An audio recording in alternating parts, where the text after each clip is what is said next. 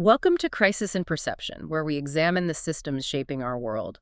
Today, we're doing something a little different. We are stepping away from the typical news cycle, the sound bites and the press conferences, to attempt an autopsy. An autopsy of a system. I think that's the most accurate way to frame what we're going to do. Exactly. And our operating manual for this deep dive is a very detailed collection of essays titled Obstacle to Peace: The U.S. Role in Israel-Palestine by Jeremy R. Hammond. And we should probably clarify right out of the gate what kind of deep dive this is. Yes, absolutely. This is not a book review. This is not a geopolitical debate. This is an examination of structural design.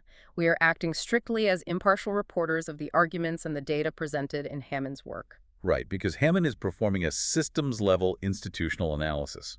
He looks at state behavior not as random emotional decisions, but as a machine responding to specific incentives. And identifying that machine is our mission today. We want to pinpoint the crisis in perception, which Hammond argues is the massive gap between the public narrative and the structural reality. The public narrative being that the United States is an honest broker, tirelessly trying to solve an ancient, symmetrical religious hatred. While the structural reality detailed in the text is that the U.S. is an active participant, structurally embedded in what is actually an asymmetrical territorial conflict. So to understand that, we have to look at the primary system examined here, which is this interlocking structure of U.S. foreign policy, media framing, and international diplomatic process management. Let's start by identifying the design of that system. How is U.S. foreign policy structured in relation to Israel? Well, the foundation of this relationship is built on very specific institutional commitments. We're talking about military aid, diplomatic shielding, veto power at the United Nations, and narrative alignment. Let's break those down. The diplomatic shielding is probably the most visible on the international stage, specifically the veto power. Yeah, the UN Security Council veto. It functions as a diplomatic shield. But Hammond shows how it's used not just to protect Israel from sanctions, but to actively block peace initiatives. Do you have a specific example from the source material? Definitely. The text points to the 2006 war in Lebanon. The international community wanted to pass a ceasefire resolution to stop the civilian casualties. Which you would think an honest broker would support. Right, but the executive branch foreign policy authority was used to veto and delay that resolution for weeks, essentially giving the Israeli military more time to operate. And Hammond points out another stark example from the Obama administration in 2011. Yes, that one is really revealing about structural alignment. The Obama White House was publicly criticizing Israeli settlement expansion in the West Bank. Calling it illegitimate in press conferences. Exactly. But when a UN Security Council resolution was introduced to officially condemn that exact same settlement expansion using the U.S. State Department's own language, the U.S. vetoed it. So the diplomatic process control ensures that no matter what is said publicly, the institutional protection remains absolute. And that diplomatic shield is reinforced by the second major commitment: military and financial aid. The text notes that this is over $3 billion annually. And this isn't just generic funding, it's deep military-industrial integration. We are talking about congressional funding streams that provide specific hardware, F-16 fighter jets, Apache helicopters that are used directly in the conflict. What I found fascinating in Hammond's analysis is the unconditional nature of this aid. That's a crucial point about the incentive structure. Hammond uses an example where the Obama administration asked Israel to halt settlement construction to restart talks. But in the exact same breath, they guaranteed the military aid wouldn't be touched even if Israel ignored the request. Right. So if institutions respond to structural reward systems, and the reward is guaranteed regardless of the behavior won't change. It's a fundamental design feature, not a bug. But to understand how this system got its start, we have to go back to what the text calls the creation myth. United Nations Resolution 181. This is the narrative that completely shapes the early international framing of Israel's creation. Most people assume the UN created Israel by passing a law in 1947. But Hammond corrects that misconception. Under the UN Charter, the General Assembly can only make recommendations, not binding laws. So Resolution 181 was just a non-binding proposal for a partition plan. Exactly. And Hammond details the structural asymmetries embedded in that partition logic. Let's look at the numbers he provides, because they are striking. At the time, the Jewish population owned roughly 7% of the land and made up about a third of the population. But the UN partition plan recommended giving them 55.5% of the territory. While the Arab majority, owning 85% of the land, was offered only 45.5%. So the plan was inherently inequitable, which is why the Arab majority rejected it. And because it was rejected, it was never implemented.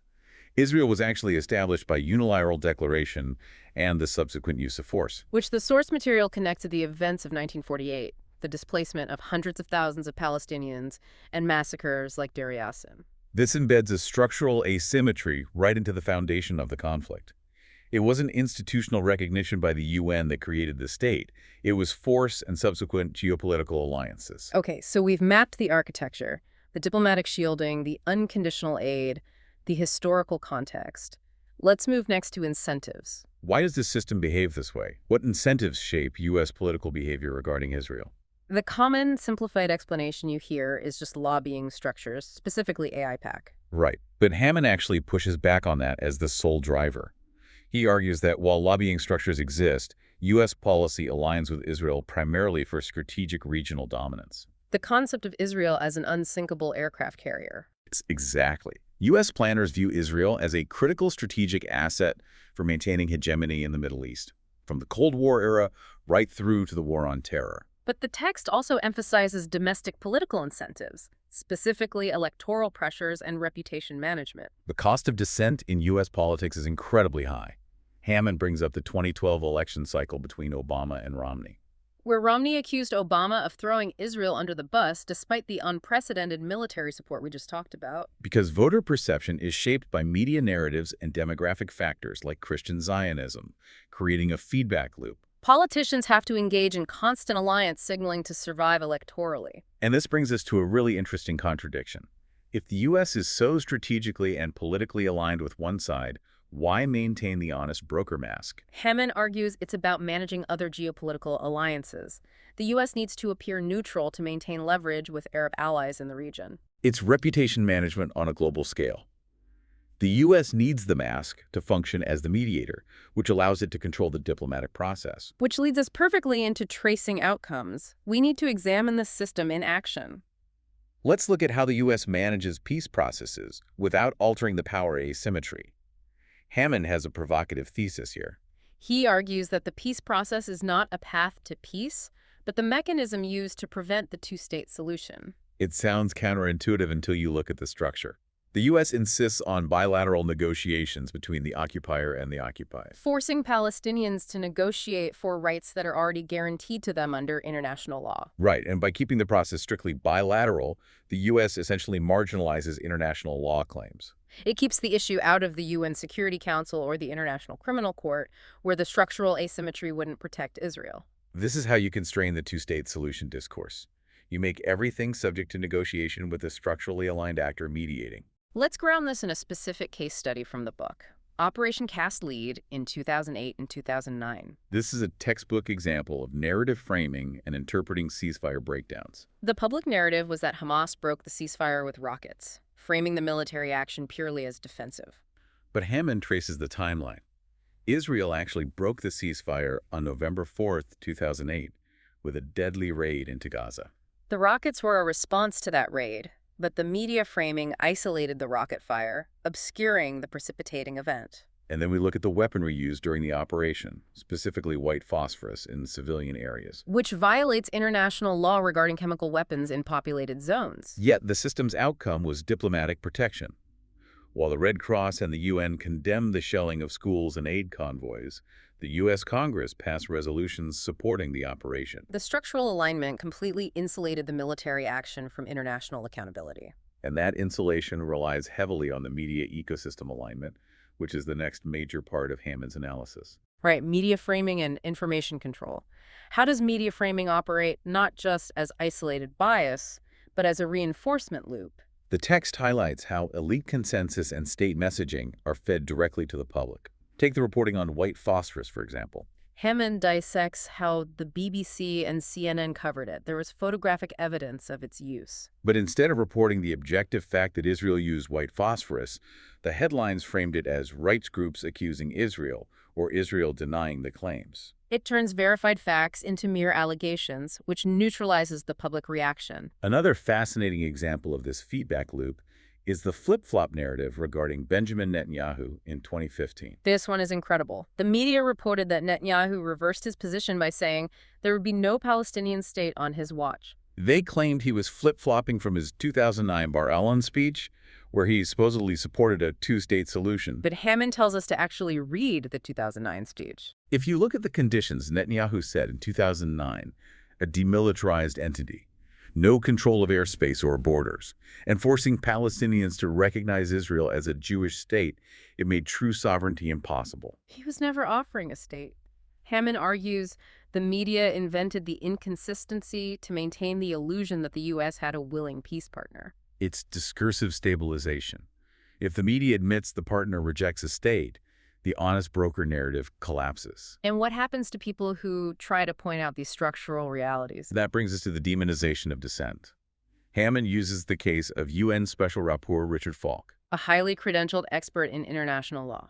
Falk made a standard analytical comment about blowback, the idea that U.S. foreign policy in the Middle East generates anger that can lead to terrorism. And the Wall Street Journal completely distorted this to claim Falk was blaming Israel for the Boston bombing. Exactly. It's an intentional misrepresentation to discredit the messenger. The purpose is to make the critic radioactive so their actual critique of the occupation is completely marginalized. Which brings us to the question of persistence. Why does this system endure despite repeatedly failing to produce peace? Because the system isn't designed to produce peace. It's designed to maintain institutional continuity. We have to map the feedback loops. Let's trace that loop, as Hammond describes it. It starts with aid reinforcing military capacity, That military capacity then shapes the negotiation leverage. which in turn reinforces the power asymmetry. The asymmetry produces unrest among the occupied population. The unrest is then framed as spontaneous terrorism. And that framing justifies further military aid, starting the loop all over again. It's a closed circuit, and the system absorbs criticism without altering its structural design. It uses specific discursive stabilizers to protect itself. Hammond points to security necessity framing and demographic preservation narratives. And accusations of anti-Semitism used to deflect political critiques of state behavior. All of this creates what Hammond calls the two-state mirage. The system redefines the very concept of the two-state solution. Right, the international consensus views it as the 1967 borders, dismantling settlements, and East Jerusalem as the capital. But the U.S. and Israeli institutional view redefines it as annexation of settlement blocks, Israeli security control, and a demilitarized Palestinian entity. So the two sides are using the same phrase to describe mutually exclusive realities. And the persistence of the conflict is often blamed entirely on Hamas and their rejectionism. The narrative being that they seek the destruction of Israel and refuse to negotiate. But Hammond provides source evidence quotes from Hamas leaders like Khaled Meshal and Ismail Haniyeh, where they explicitly accept a hudna, or long-term truce, based on the 1967 borders. Which is essentially a pragmatic acceptance of a two-state reality. But acknowledging that shift would remove the justification for isolating Gaza and refusing diplomatic engagement, so the system ignores it. Okay, let's broaden the scope even further. How does this connect to larger nested systems globally? Hammond connects this localized system to the maintenance of global hegemony. Specifically, post-Cold War unipolarity. The U.S. wants to maintain its position as the sole superpower. Which means it has to act as the ultimate arbiter in the Middle East, sidelining the UN and international law enforcement limitations. But the text notes a serious contradiction here regarding blowback and U.S. security. This is where Hammond brings in testimony from General Petraeus, the former C-8TCOM commander. Petraeus admitted that perceived U.S. favoritism toward Israel actually foments anti-American sentiment and aids extremist recruitment. He explicitly stated it endangers U.S. troops in the region. So the military-industrial political economy treats the alliance as a strategic asset, while military intelligence suggests it's often a strategic liability. But because of the media concentration, narrative gatekeeping, and domestic electoral pressures we discussed, the structural alignment remains untouched. The system protects the system. Which brings us to our final section, integrative clarity. We need to ask explicitly, what is the crisis in perception here? Analytically, it comes down to fragmented framing preventing the recognition of structural continuity. The public misperceives the episodic violence as spontaneous or symmetrical. They see two equal sides fighting an inexplicable war. Because surface interpretations focus entirely on personalities, leaders, or single isolating events like a rocket fire or a settlement announcement. But the structural layer of institutional alignment is completely obscured. When you apply systems-level analysis, it reveals an incentive architecture that actually predicts the recurrence of violence. It restores structural clarity. You realize the illusion of the honest broker is the primary obstacle to peace. Because mediation by a structurally aligned actor fundamentally alters the incentive field for both parties. And the solution Hammond points to isn't endless bilateral negotiation, it's the application of international law. Existing laws, like the inadmissibility of acquiring territory by war. Understanding this architecture predicts outcomes far better than analyzing the rhetoric of individual politicians. It really is a paradigm shift in how you consume the news. It leaves us with a final provocative thought for you to explore on your own. If the peace process is actually the institutional mechanism blocking peace, what does that mean for the future of the two-state solution? Is it simply a mirage designed to obscure the permanent structural reality? That is the core question Hammond leaves us to wrestle with. Crisis and Perception examines how systems shape belief and how better tools help us see clearly. This project is free and publicly accessible. If you'd like to support the time, tools, and research behind Crisis and Perception, you can become a supporter on Patreon. For a shorter visual overview of this topic, see the mini explainer linked in the description. If you enjoy this kind of systems-level analysis, please like, subscribe, and comment with books or topics you'd like us to explore next.